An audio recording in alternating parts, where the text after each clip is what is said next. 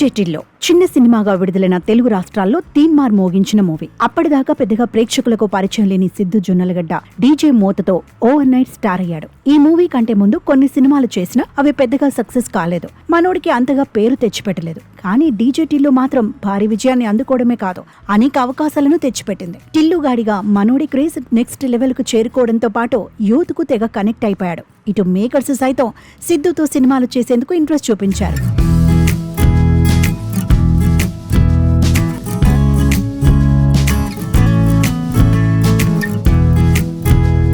అలా టిల్లు ఫ్రాంచైజీతో రాత్రికి రాత్రి స్టార్ అయిపోయిన young hero Siddhu Jonnalagadda DJ Tillu స్క్వేర్తో 2 బ్లాక్ బస్టర్స్ అందుకున్నాడు.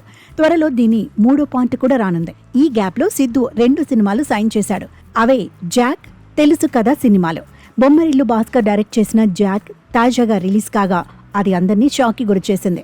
సిద్ధు ఇమేజ్తో థియేటర్లకు వెళ్లిన ఆడియన్స్ జాక్ చూసి డీలా పడ్డారు. చిత్రం ఏమిటంటే తెలుగు రాష్ట్రాలలో జాక్ సినిమాకు కనీసం ఓపెనింగ్స్ కూడా రాలేదు. ఓవర్సీస్ లో కూడా అదే పరిస్థితి. Tillu square first day openings తో పోలిస్తే జాక్ కేవలం 10% మాత్రమే సాధించిందని ట్రేడ్ వర్గాలు చెబుతున్నాయి.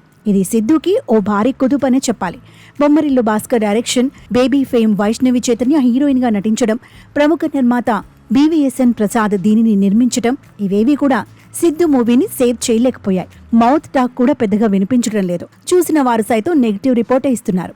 దీంతో షోస్ కూడా ఏమాత్రం పుంజుకోవటం లేదు. చూస్తుంటే జాక్ రిజల్ట్ డిజాస్టర్ ట్రాక్ తో ముగిసేలా కనిపిస్తోంది. దీంతో సిద్ధు ఆశలన్నీ త్వరలో రాబోతోన్న తెలుసు కదా సినిమా మీదనే ఉన్నాయి. ఈ సినిమాతో నీరజ కోన దర్శకురాలిగా పరిచయం అవుతోంది.